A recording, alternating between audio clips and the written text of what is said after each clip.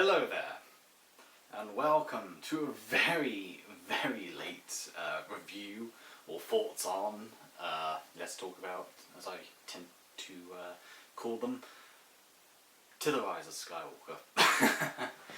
I did say I was going to do it, and obviously now it's 2020, so yeah, technically I'm a year late, but nonetheless, let's talk about The Rise of Skywalker. And before we do that, let's actually talk about my thoughts on the actual trilogy thus far.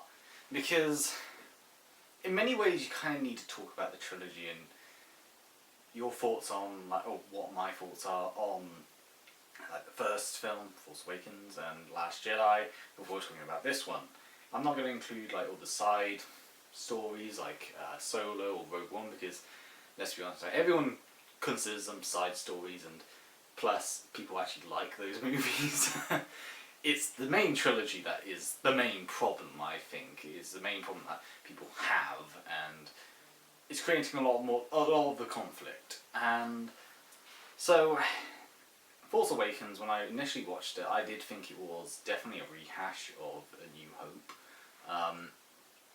But at the same time, I do like it in the sense that it sets up the story. It's a good setting point. It's a good starting point. It gives you your new characters. It gives you, these mysteries that we want to know about. We want to see them getting solved. And it sets things up quite nicely. The Last Jedi, when it was released, I didn't hate this film. I actually quite liked The Last Jedi. However, as time has gone by, and I've rewatched it quite a few times since 2017, my opinion of it has dropped quite a bit. Now, as a movie, it's good. It's a good movie. It does everything right. And Rian Johnson is a good director, a good filmmaker, and I think people are being quite unfairly harsh towards him, even though, admittingly, he has been quite arrogant in the way he's been talking about things about The Last Jedi. But I digress. Last Jedi, as a Star Wars movie, as a middle movie, is bad. But as a movie, it's good, if you catch my drift.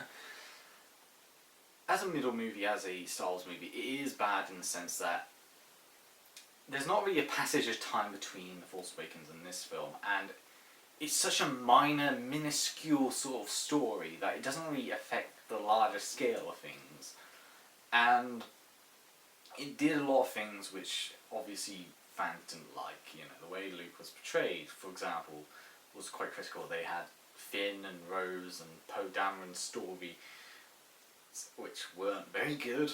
And truth be told, the best parts about The Last Jedi were definitely when you're with Kylo Ren, when you're with Rey and Luke, because they are the more interesting characters. They're the characters that people actually give a damn about. And the issue with Finn and Rose was that you're going through this Canto Bight scene, which is pretty pointless when you get down to it. With Poe Dameron, you had Admiral Holdo, which I will say this. Initially, I was actually looking forward to seeing what Admiral Holdo would be like, because there is a book, I think it's Leia, Princess of Alderaan, where Holdo is actually mentioned as a character there, and Holdo in that book is actually a pretty interesting and fun character. Not so much in the film. And yeah, it definitely was it should have been much bigger. It should have been on a much larger scale. It should have, it could have done the same things that happened in The Last Jedi. You could have killed off Snoke. That would have been fine. You still could have had them being chased about. You still could have had the battle crate, etc. But at the same time, it was such a small scale film, and it doesn't really help the franchise. It doesn't help the trilogy as a whole. With something so small scaled as a middle film as well, for a much bigger picture. And as such, it has affected The Rise of Skywalker. Now, based on what I can see, people are a lot more positive towards The Rise of Skywalker than they are The Last Jedi, but yes, it's still a very mixed, conflicted sort of it's a conflicted Star Wars movie. You know, people are definitely mixed about it. There's people who love it, and that's fine. There's people who hate it. That's fine. There's people who love and hate it. That's fine. That's understandable. You know. So my perception on it is, I really don't know, to be fair. Like, I've spent the past few days thinking about this film, because I've been thinking of like the best time to do this video, talk about the film, because I don't know what to think about it. I don't know whether I don't know whether I'm mixed on it. I don't know if I truly liked it. I don't know whether it's tough to talk about, because I won't lie, I do enjoy, the Disney Star Wars stuff. I enjoy the new canon. I think they did some things right with the new canon. There are some things which I am questionable about. A lot of it to do with the sequel era. I think Legends may have done the sequel era, I say sequel era, like post Battle of Endor era slightly better. But even then, they were also like all over the place. You had a Palpatine clone stories now here, and then you had the Yuzon Vong as well. It's like, I feel like everything after the Return of the Jedi, even in Legends, was always confused and didn't really have anywhere to go. And I do think Disney did do something right in a sense of creating like this new order that are based on the Empire, who are inspired by the Empire, wanting to take control of the galaxy, and having a small team of people who are resistance, who are going to go against this new order. I think that was slightly better than having just a bunch of Imperial remnants, but I digress. Like, when it comes to the new canon and the expanded universe or Legends, there's things on both sides that I like, and there's things on both sides that I don't like. And most of the things that I don't like from both Legends and canon come from the eras after Return of the Jedi. So, yeah, like they both did things right, but they both did things wrong. I think Luke's Jedi Academy was much better handled in Legends, but at the same time I do prefer the First Order over random Imperial remnants. But then again, you also had Thrawn, which was cool, but yeah.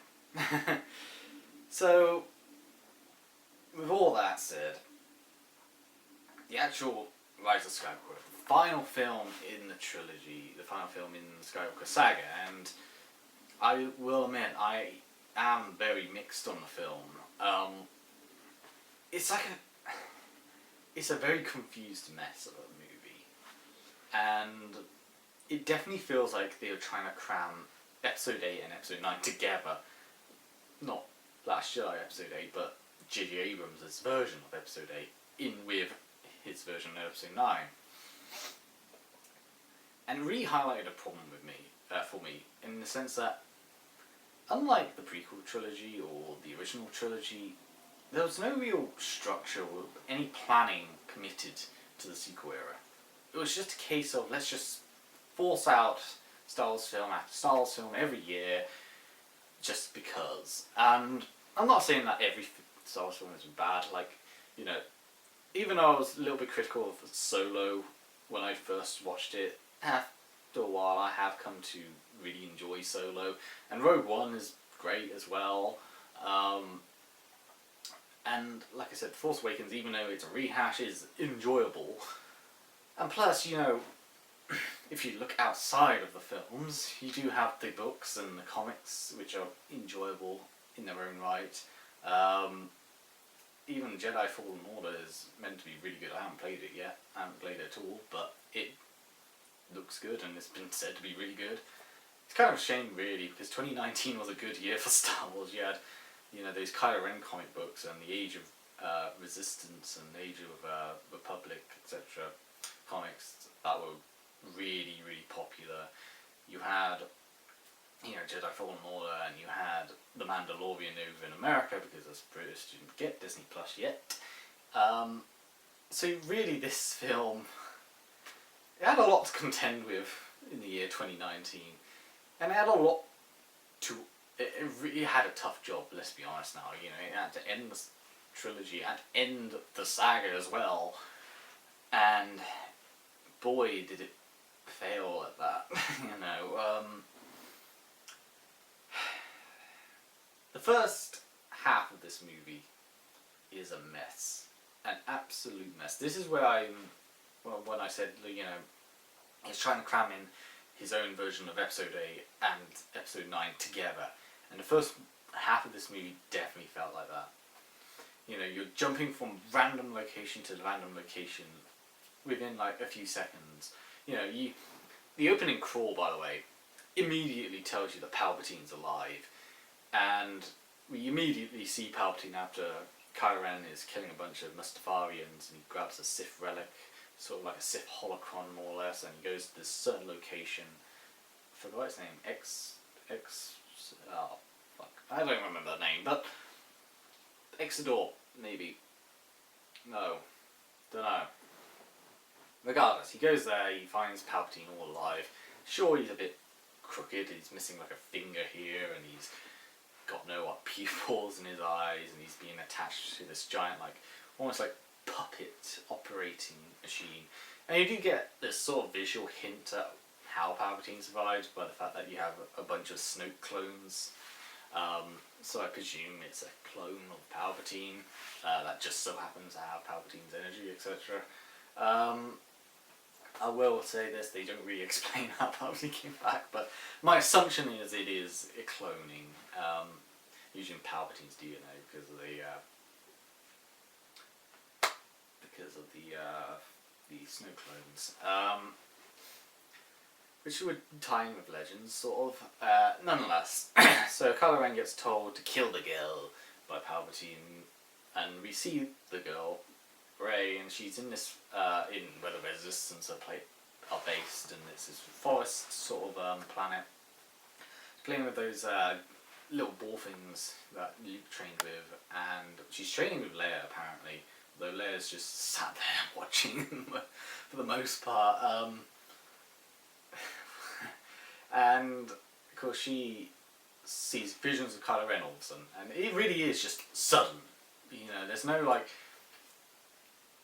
sort of build up. Like, you know, the character doesn't just freeze on the screen and see something that we don't see, and then all of a sudden you'll flip to Kylo Ren like looking, and no, it literally is just randomly Kylo Ren, and then she like gets in a strop because she can't, you know, use a lightsaber properly.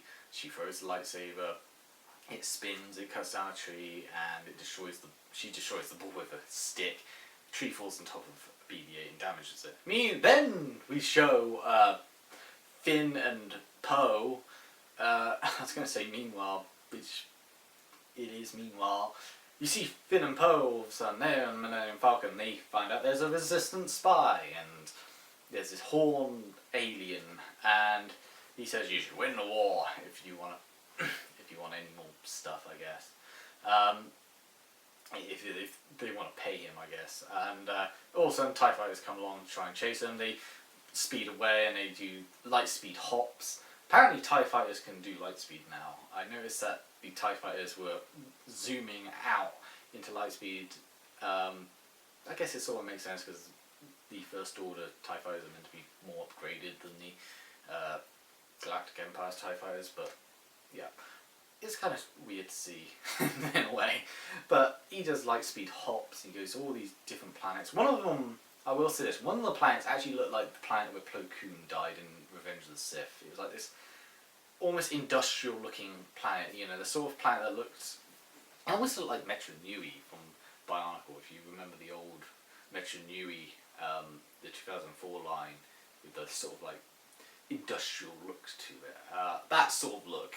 The same planet that I presume where Plo Koon died as well, because it looked like it. I digress.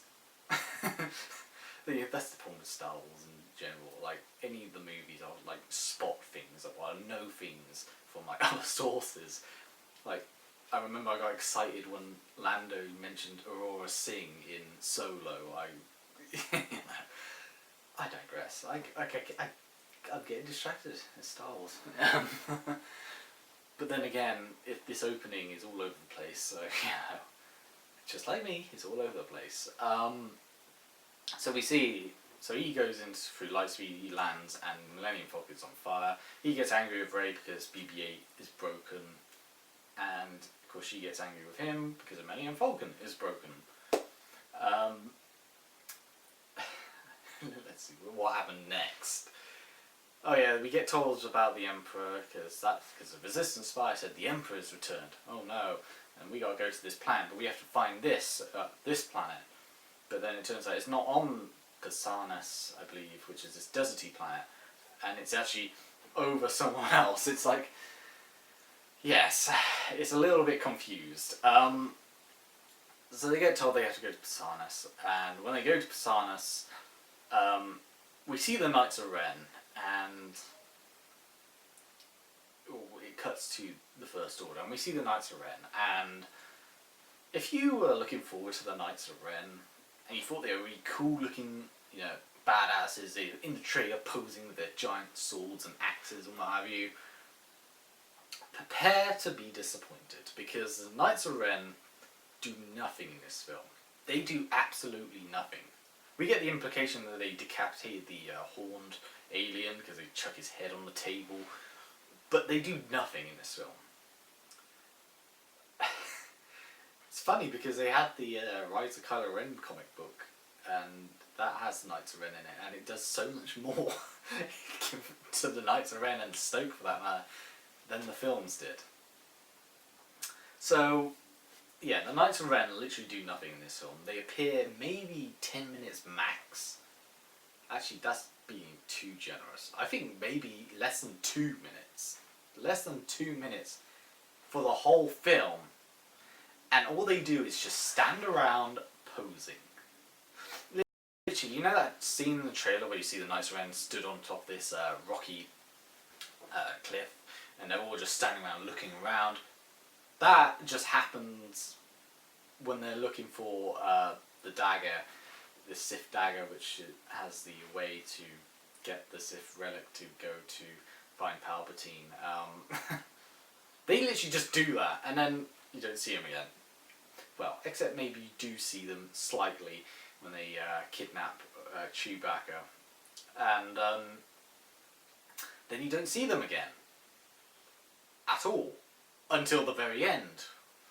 And of course, I should probably mention, spoiler alert, I will spoil lots of this film. Yeah, so the Knights of Ren do jack shit in this film, except just pose. In fact, when they get killed off at the end by Kylo Ren, they don't even like put up a fight against Kylo Ren. Like, one of them does smack him in the face, but that's it. They just get killed instantly. Like, what a waste of potential. Especially when they're meant to be force sensitive. Jesus Christ. So yeah, waste of potential in the Knights of Ren.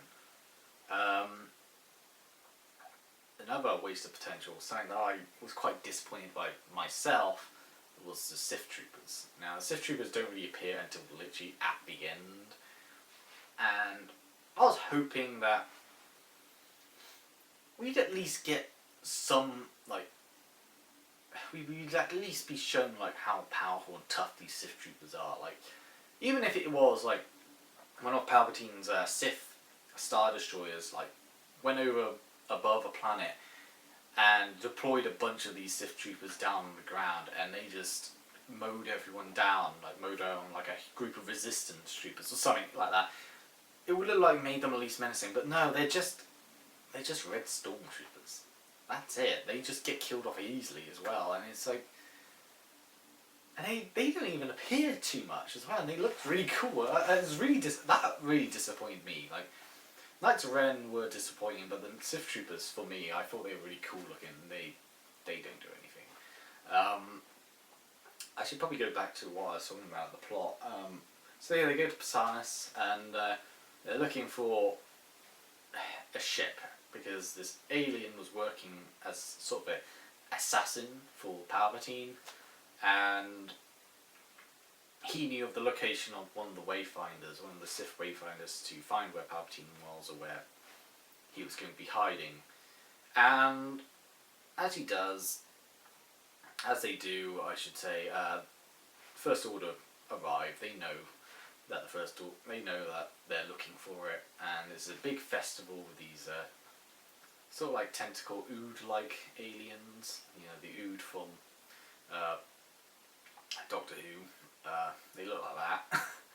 Well, I say they look like that. They don't have loads of tentacles. They only have 2. But I digress. And one of the baby ones asks Rey, "What about your family?" and all that, and of course she hesitates and gets worried for a second. And as the First Order come looking for them, spot them, Lando rescues them. Yes, Lando literally just appears and rescues them. I mean, I guess it sort of makes sense because, you know, it's Lando, but at the same time, yeah, it felt forced.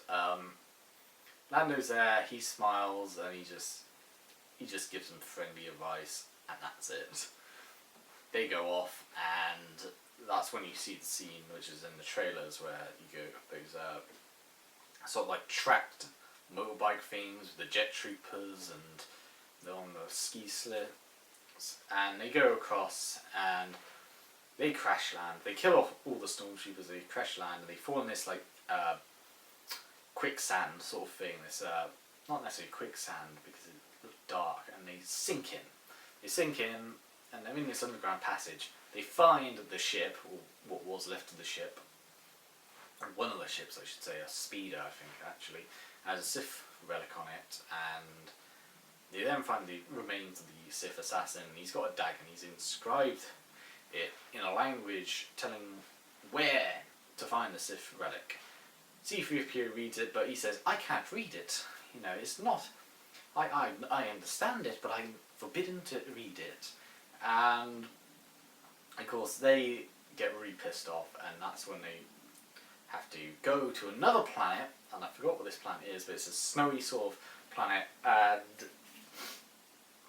that's where they have to, you know, find this little alien that can reprogram C-3PO and force him to read the dagger out aloud. Only issue is it will wipe out his memory in the process. So they get off and they go over to capture the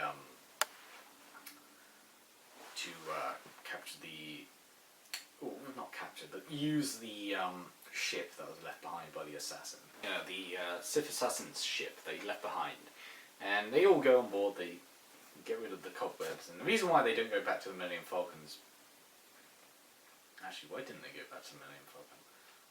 Oh, well, I presume it's because the First Order grabbed it.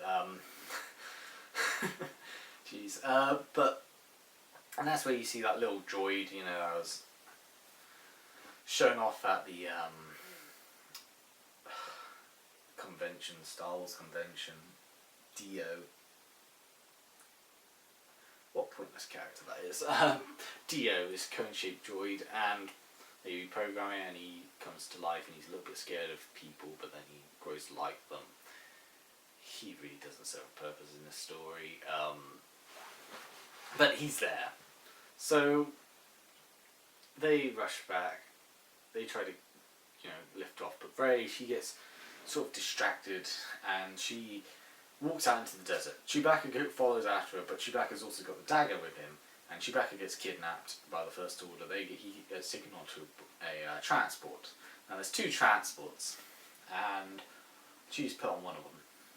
Rey sees Kylo Ren. He's speeding up with his TIE Silencer, Whisper, I forgot which one it is, and she jumps, does the backflip and slices the wing off. It crashes. Somehow Kylo Ren survives. He gets out, and she sees the transport, and that's when Finn shouts at her and says Chew's been kidnapped. She tries grabbing the transport, trying to bring it down, but Kylo Ren also does the same thing, and as she's doing it, she gets more frustrated, and all of a sudden lightning strikes out of her hand and blows up the transport. She thinks she's just murdered Chewbacca, and she rushes back on board the ship where where they all mope about how Chewie's dead and all that.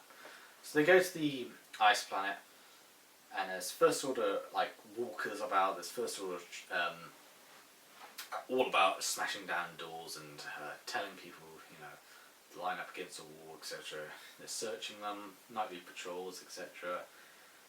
And I do like that. I do like that sense of, the First Order do have a power in this galaxy, because thus far the First Order just felt like they were just about, they're just fanatics. They never felt like they actually had any serious power, especially after what they did in The Force Awakens. You'd think after they occupied parts of the galaxy, they would have a lot more control, a lot more, ships about, a lot more patrols, but hey, I digress. So yeah, we get to this bit. Poe gets worried because he meets an old girlfriend of his who he left behind because he used to be a spice runner, apparently, and she's called Zoe Bliss. She's the one in the mask and purpley costume. She's about to kill Poe. Rey fights them all off, and just like that, Zoe becomes their friend. It really is just no hard bars. It's just like that. They're friends. Babu Frink, this little alien thing, can reprogram C-3PO, and he does, but of course it wipes out C-3PO's memory. C-3PO announces what was on the dagger, and so now they know where to go. All of a sudden, Rey then senses Chewbacca, and he's on board this Star Destroyer, this First Order Star Destroyer in the air. So she decides she's going to go over and save Chewbacca, and they decide, why don't we go and grab the dagger and get going? So they do. They go off. They go on board the ship. They sneak along. She uses a mind trick on some stormtroopers, and Poe and Finn, they rescue Chewbacca, while Rey, she wanders off to collect the dagger and Chewie's belongings, basically.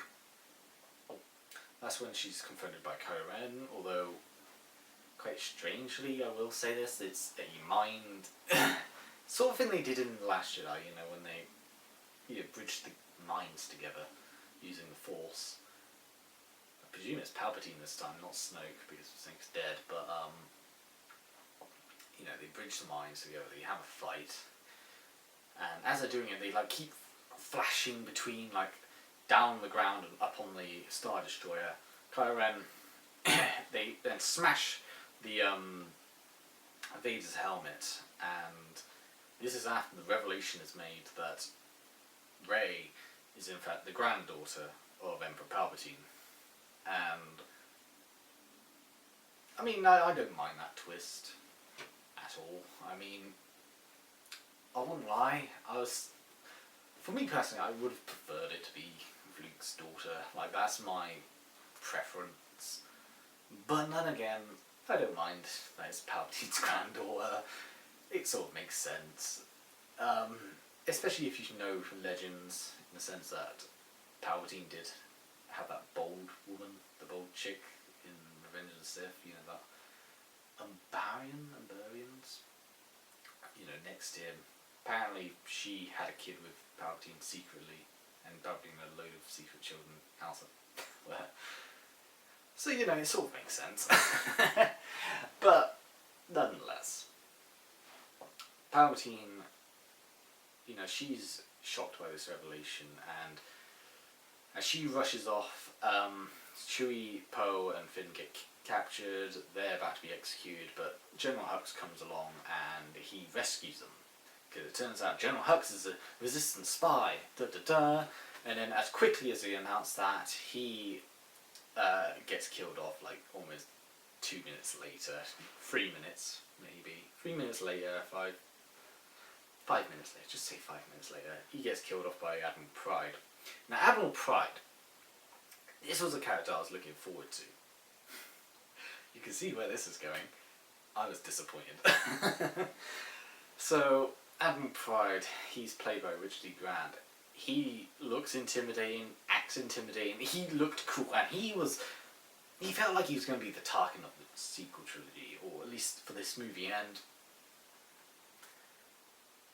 my god, it's like, he really is a cool character, but you don't get hardly anything out of him. You know, he's loyal to the Emperor, he's loyal to Kylo Ren and like Hux, and he's just this straight-faced bad guy, but he's just so sinister, so intimidating, and it's like, I wish they did more with him. I wish they went ahead and did more with him, but they didn't, and it's just disappointing. So, yes. After that, they rush off to the Millennium Falcon, they glide off. Rey, she goes down to the hangar bay, and that's when she meets Kylo Ren. He reaches out to say, you could join me, we could both defeat the Emperor. She refuses, and she jumps on board the Millennium Falcon when it like comes in. So yeah, this first half of the movie is just bad. But, and this is why I don't think this is a truly awful movie, and this is, for me, when the movie does 180. The movie improves when it reaches this point where they go off to the Endor system. They're not on Endor. They're on like another moon or another planet. And you come across the Death Star 2 wreckage. Now, beforehand, they do meet Jana. Jana and a bunch of other people, scruffy looking people riding these space horses. And it turns out they're all former First Order soldiers and officers and all that, who came from their very own Star Destroyer, but they decided that they wouldn't fire upon civilians, they just changed side, all of them. They lived on this random planet this whole time. So the reason why they're at the Death Star 2 wreckage is because the Death Star 2 is where one of the Sith Wayfinders are. But the sea is really choppy, it's really windy, it's really volatile. And the only way to get across is in these like little sea glider things.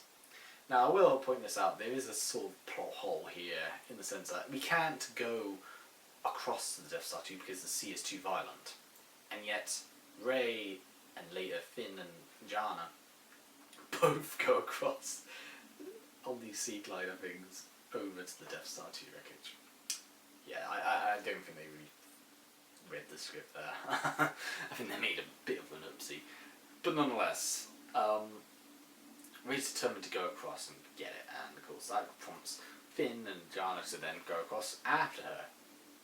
She goes on Death Star 2 wreckage, she climbs about, and you see like all the former old, you know, original trilogy stuff, you know, like the old Stormtrooper helmets, some skeletons of former Stormtroopers. You have Palpatine's throne in the wreckage, and she goes to a side room. And in this side room she sees like almost these mirrors everywhere, and she finds the Sith relic. But that's when she turns around and she sees Dark Rey. Now everyone went on about Dark Rey. She only appears for like 50, no, not even 50 seconds, like 10 seconds maybe. She has like a little fight with Dark Rey, the double-bladed lightsaber, and then she backs out, and as she does, Kylo Ren is standing there waiting. He picks up the Sith Wayfinder and he crushes it. So now they have no way of finding out. Now, like I said, this is the bit where the film does 180 and actually becomes a really good film. And I really do enjoy the film from this point on. Sort of. So Kylo Ren and Rey, they have their lightsaber fight. And it's a really good lightsaber fight. And dare I say, it's almost reminiscent of the Mustafar fight between Obi-Wan and Anakin. In the sense that they're on this like platform, part of the Death Star 2, metal platform, and it's almost angled like this, and there's waves like splashing in the middle every so often like that, and they have to jump across, so they have to precariously hit each other with their lightsabers as they walking backwards to the furthest point. And it's almost reminiscent of the Mustafar fight. Not as good as the Mustafar fight, but it's really enjoyable. It's actually, for me, it's great to see that the lightsaber fight in this movie is so much better than the ones in the previous two. You know, the lightsaber battles have been pretty piss poor lately. But nonetheless, this is a great lightsaber fight. Going backwards, they're going over there, but then all of a sudden, well, meanwhile, you have the Resistance base, and Princess Leia, she's stumbling about, and she decides to crawl inside a bed, and as Maz Kanata says, because she's there as well, she's about to use all her energy just to save Kylo Ren, or save Ben. And I won't lie, this did sort of make me laugh, even though it's meant to be a tragic scene. She musters all her energy, all the force, all that, to simply say, Ben. And that's it. I will admit, that was so funny. I mean, compared to Luke Skywalker, who created a vision of himself and Cray, it's a bit weak. So she dies. Princess Leia dies, and Kylo Ren and Rey both feel this. But as Kylo Ren drops his lightsaber, Rey picks it up and stabs him in the chest. Well, not in the chest, in the stomach. And Kylo Ren falls back in shock and awe. You know, A, his mother's just died, and B, Rey just stabbed him. Now, she does demonstrate a force power, which I did forget to mention earlier because I sort of forgot about it. Force healing, which isn't a new force power. I mean, it's been used quite a lot of the time. Although it is something that does sort of break Star Wars in a bit, in the sense that, you know, Obi-Wan could have done it to Qui-Gon Jinn. He could have done it to Anakin. You know, I do wonder. But nonetheless, force healing, which is not an original power, it's been used in Legends beforehand and used here. She uses it on him and heals him up. Now, she did use this before on a giant stake, and yeah, that's how we know she knows how to use it. And she uses it, she heals him up, and she then just leaves him. And she basically hijacks his TIE fighter and flies off, leaving Kylo Ren there. Kylo Ren gets up, all better to be in, and he's got his lightsaber in his hand, and he's in shock and awe still over the death of his mother, and that's when he sees the vision of Han Solo. Now, the vision of Han Solo, this is just a brilliant scene. Like, this, for me, is the type of thing that should have happened throughout the movie. These little moments like this, where Kylo Ren is with Han Solo, and it's reminiscent to what happened in The Force Awakens, except this time he doesn't, like, stab him, he then, you know, he holds his lightsaber and he chucks it off the edge of the Death Star 2, and he somehow gets a ship. I don't know how he gets a ship, but he does somehow at one point get a ship. So Kylo Ren has now fully redeemed himself. The heroes, except Rey, because she's flying off somewhere, land on the Resistance base. They say they know where to go, etc. And, well, they say they know where to go, but, you know, we're missing the way to said location, and, you know, when they're landing back to inform Princess Leia that their mission didn't go totally according to plan, but they did do some bits. That's when Poe finds out that Princess Leia has died, and it is quite an emotional moment, because, you know, you hear Chewbacca, of all people, of all things I should say, just let out this really, I don't want to use the word pathetic, but really, like, sorrowful roar, and it's just so emotional. I will say, this was the scene that I heard a lot of people sniffing and crying at, because it is quite an emotional scene, Princess Leia's death. So, you know, and of course you have that coincide with Han Solo and Ben, and it's just, like I said, that is really good. That's just really enjoyable, and I wish the movie kept doing stuff like that.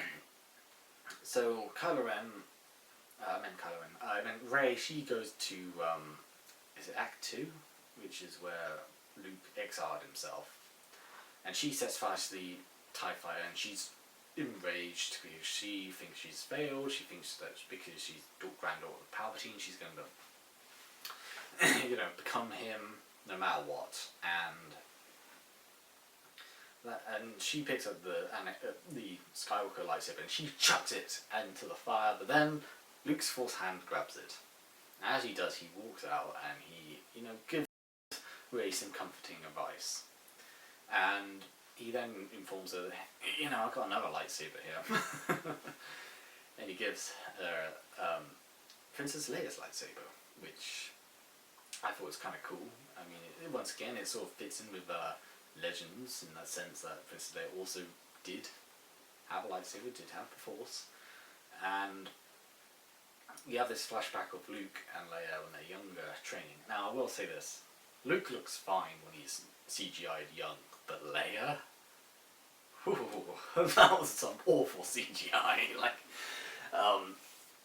Once again, it's a great scene. It's a great little scene. And what makes the scene even better is that Rey, she doesn't feel like she can't go back now. Everything's failed. And that's when Luke decides, no, you have got something to go back.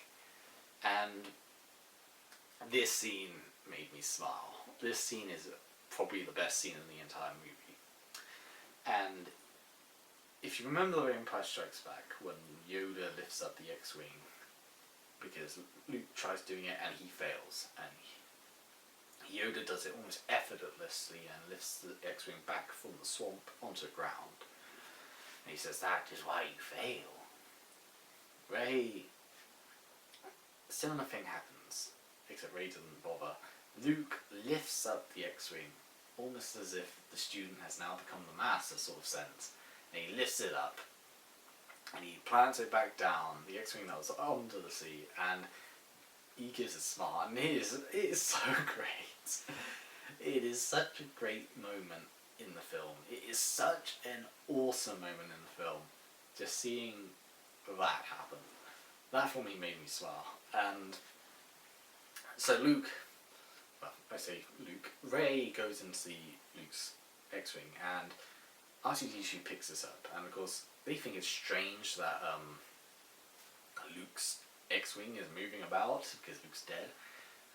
That's when they realise, oh shit, it's Rey. Rey's using it and guiding us towards Exegol.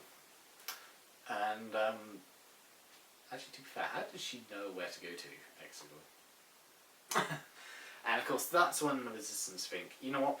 Let's get all our ships together. Let's go to Exegol and let's just destroy this new order. Because I forgot to mention, one of the Star Destroyers do fly over a planet and blow it to smithereens. So they go to Exegol, and the plan is there's this one aerial. Yes, this is kind of stupid, but there's this one aerial, and there's a backup one on one of the Star Destroyers. And the plan is we destroy the aerial with a ground assault, as the ships destroy all the TIE fighters and anything else, and that should destroy every single Star Destroyer. Simple enough. So they go on this plan, they go over to do it. Palpatine shuts down one of the aerials so they can't destroy it. So they go after the backup one, which is on the Star Destroyer, and that's when you get the scene where all those horses and the Resistance are running across the Star Destroyer trying to destroy this one area, trying to blow it up.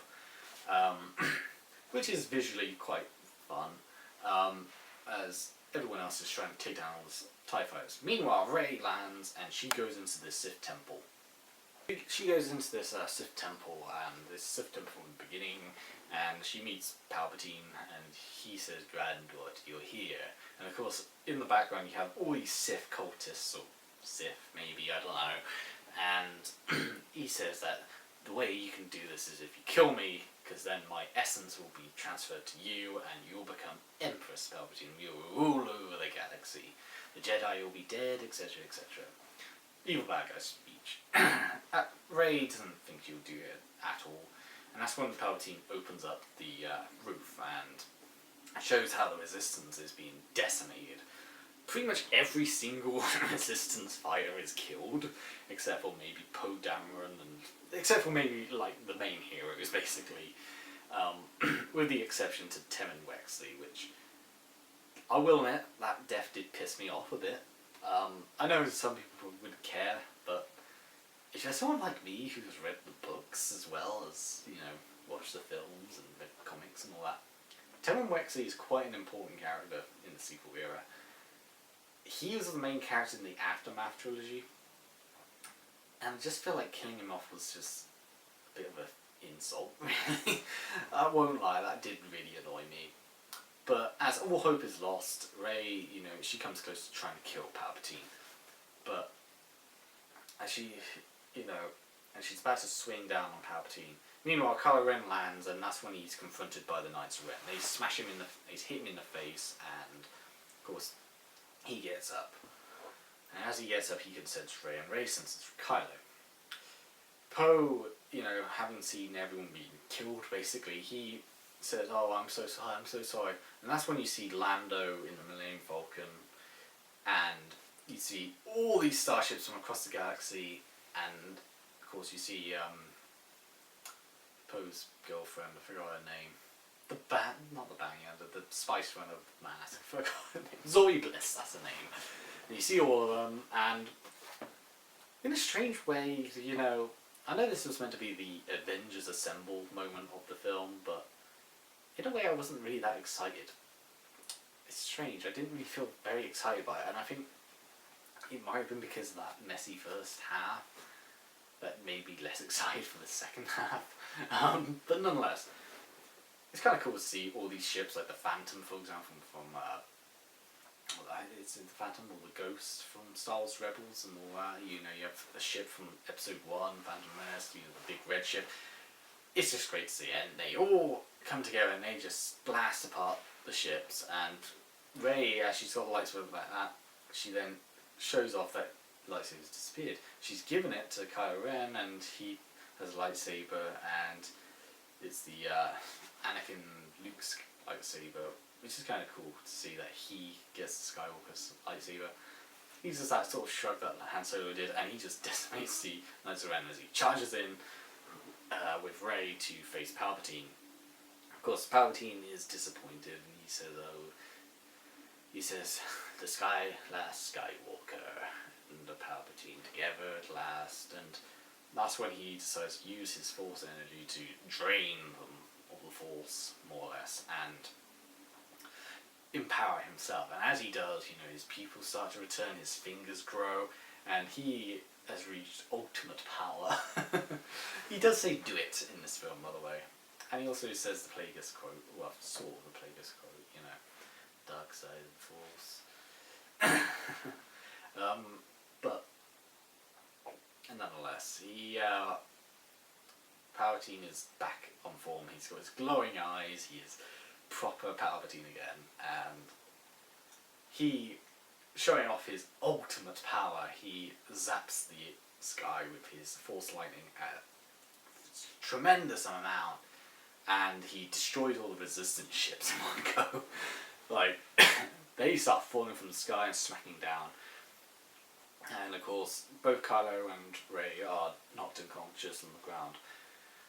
Kylo gets up, but as he does, he's then forced back into a pit below, and he's out of action now. So it's Rey. Rey gets up, and of course she isn't in any shape or form to fight. And as she does, she then hears the voices of Jedi pass. She hears Luke, she hears Obi-Wan, she hears Ahsoka, funnily enough, which is great to see characters from the Clone Wars be in this. Sort of. You have Mace Windu. You have Yoda. Apparently you had Ki-Adi-Mundi and Alea Secura. Why Alea Secura is beyond me. Like, of all them, she's just a random friggin' Jedi, really. But I digress. Yeah, all the Jedi pass, and she gets up, and Palpatine declares, "I have all the Sith in me," and she says, "I have all the Jedi in me," and that's when she gets the lightsaber out, she puts it on, and he zaps her, and it goes back. She's being overwhelmed by Palpatine's sheer power, and that's when she gets the other lightsaber, and she holds that up. And because of this clash, the whole place basically blows apart. The whole temple blows apart. Palpatine is destroyed. Rey also dies, funnily enough, and all the ships obviously they come back to life. All the First Order and Sith Star Destroyers are destroyed, and so the heroes win the day. Also, we think, because Rey is dead. As Rey's dead, Kylo Ren climbs up from the pit.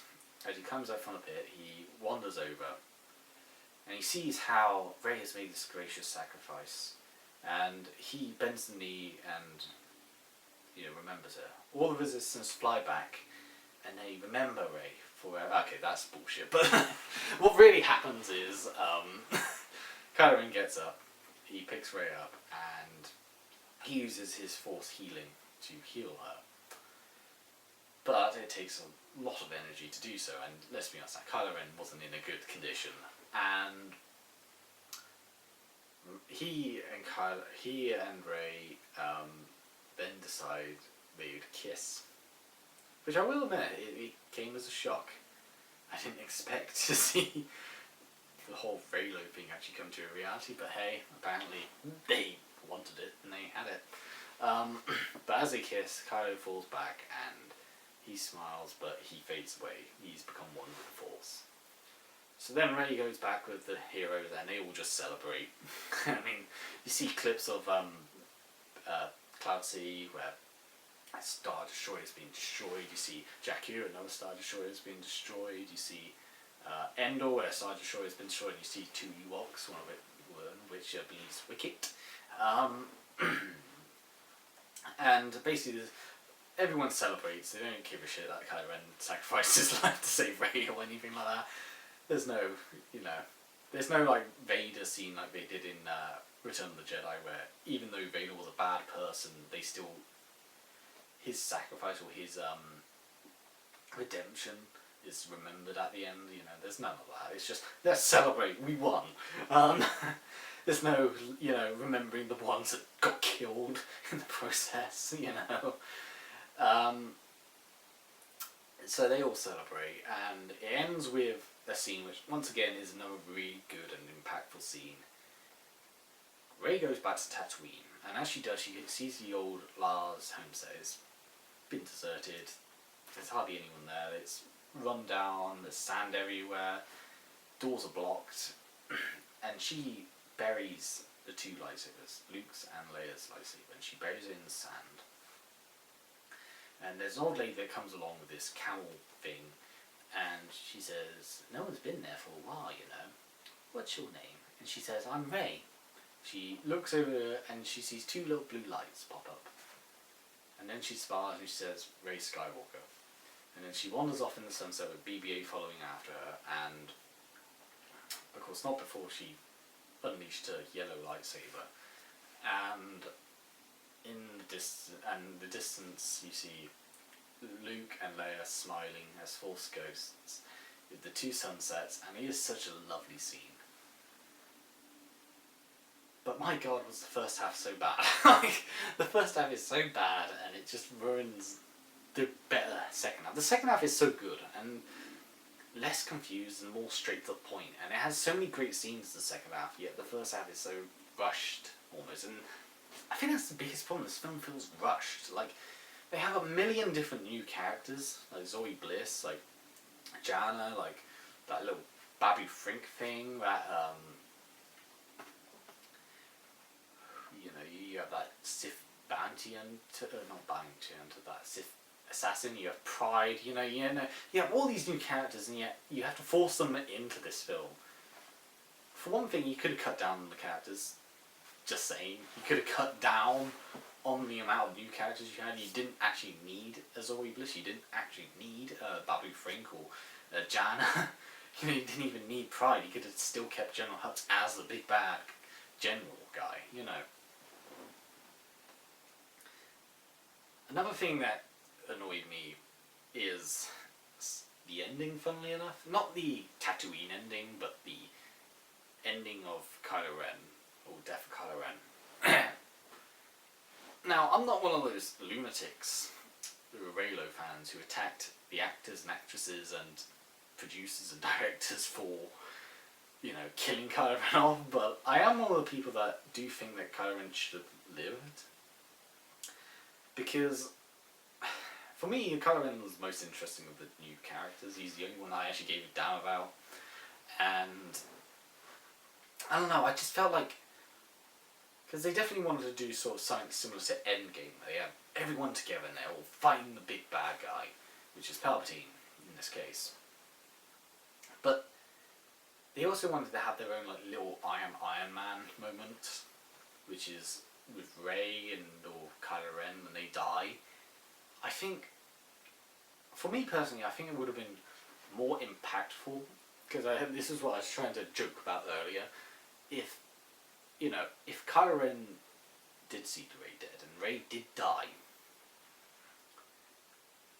and that, you know, he does, you know, maybe carry a body out and Resistance land, and of course, you know, they all pay their respects to Rey, who has sacrificed her life to save the galaxy.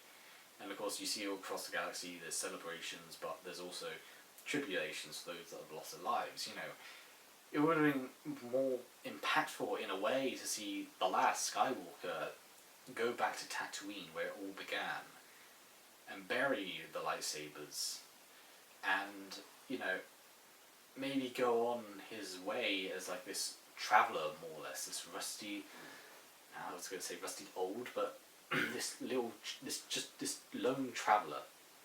You know, he walks about in like a brown, sort of dirty looking clothes, and that's when he turns and he sees the ghosts of Leia, Luke, and maybe Rey, maybe other people.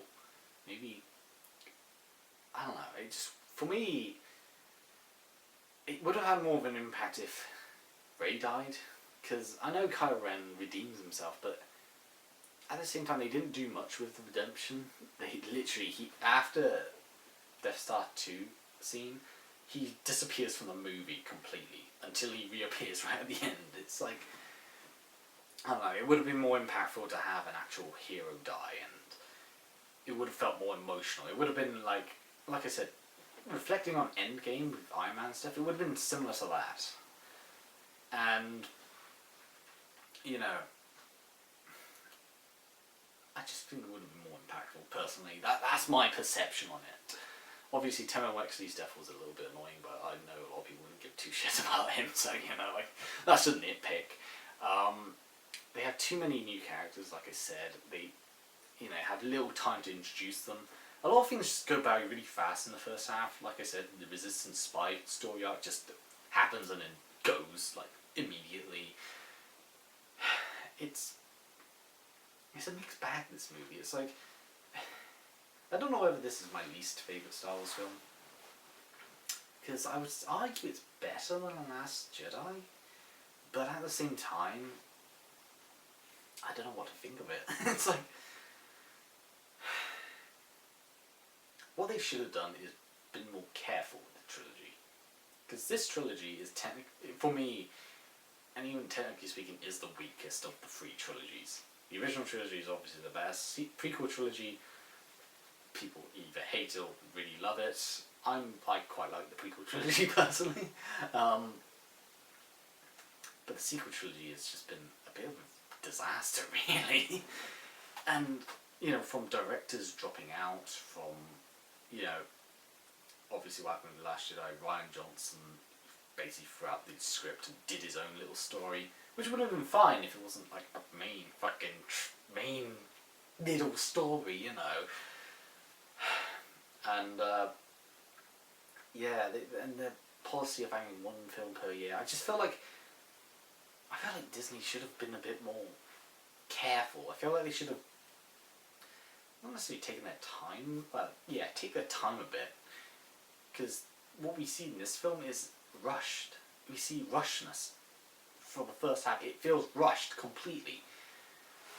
So yeah, we have like a rushed movie essentially. It would have been better if we did have a little bit of time, a little bit of leverage, you know, for starters, have a much more expanded like time frame, because when you really get down to it, this trilogy all happens within the span of a single year. It only happens within a single year, and that is short. Like, the prequel trilogy was at least 2 decades long. The original trilogy was at least 5 years long. But this is only like a year long in terms of continuity. It needed to be at least a few years longer. It needed to have a lot more impact. It needed, what would have been better? If, do the same thing with Force Awakens, but for the next few films, why not concentrate more on Kylo Ren? Like, he's the character that people actually give a damn about. He's the actual Skywalker. And, why didn't we just show the slow build-up, the slow redemption of Kylo Ren? The second movie could be him, I don't know, he could kill Snoke and then be on the run from the First Order. Then the third movie could be him being more like a renegade or mercenary, joining up with the good guys for this battle against the First Order or the Emperor, because like the Emperor, it feels like they wanted to introduce the Emperor at the end of like the previous film or during the previous film, but they didn't because Rian Johnson changed it. They needed time. That's another thing. They probably should have had maybe J.J. Abrams, obviously, to be in all three of the films, directing all three of the films, because it would have just kept consistency. But no. They had to get different directors for each film, and as a result, everything got jumbled up. They should have been more consistent. They should have had, they should have had time to make this trilogy. They should have thought about what is going to be our story. This is going to be story 1. This is going to be story 2. This is going to be story 3, and that's it. You can't change it. You got to keep it on track. Yeah, it's. For a final film, this is incredibly disappointing. It's not a bad movie. It's for me to consider a movie bad, it would have to do stuff that really, really pisses me off. This doesn't piss me off. It just disappoints. And yeah, in some ways, they really did just kill off the bloodline of Skywalker, just for no reason. It's definitely a middle of the road movie for me, because the first half is so rushed, so poorly put together, and then the second half is where it actually gets good, and by that point it's over. It definitely feels like 2 movies in one. It definitely doesn't feel structured correctly. It's a disappointment, but it's not bad, but it's not great. It's definitely middle of the road. It's definitely one of the weakest Star Wars films ever. Yeah. Well, that's my personal thoughts. Obviously, if you like it, you like it. You're not a shill, by the way. I should put this out. If people like this film, they're not shills. I think people who call anyone who likes a Star Wars film a shill is a fucking cunt, personally. Same for all the people who call the ones who don't like these movies toxic. You're not toxic for disliking it. Not unless, you really are like one of those I hate women sort of types, like bullshit. No bullshit, I should say. But then again, no one likes no bullshit, so you're not a shill if you like it, and you're not toxic if you don't like it. You're just someone with an opinion. And my opinion is, it's okay. It's average. Disappointing. But okay. Well, let's say this though. Mandalorian looks good.